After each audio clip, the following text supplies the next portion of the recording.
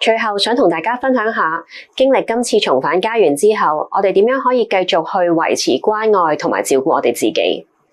第一樣就係我哋要持續咁樣去注意我哋情緒同埋行為上嘅變化，去提升我哋對創傷後反應嘅自我覺察。第二就係盡量維持我哋生活嘅規律，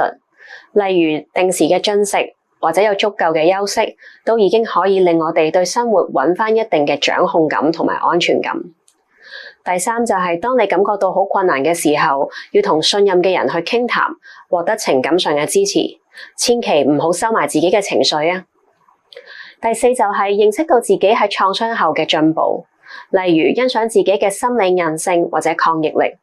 或者盡量去感恩每一日發生嘅好事情，多啲同身邊嘅人聯繫。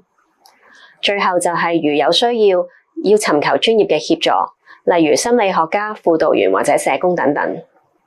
喺呢段時間大家都好唔容易，自己一個人行呢段路嘅時候，好容易會有好多唔同嘅無力感。但係當你知道其實係成個社區，甚至乎每一位關心你嘅人都同你一齊行緊，就知道呢個時候嘅你並唔孤單。希望以上嘅資訊可以幫大家做啲準備，好好照顧自己嘅精神健康。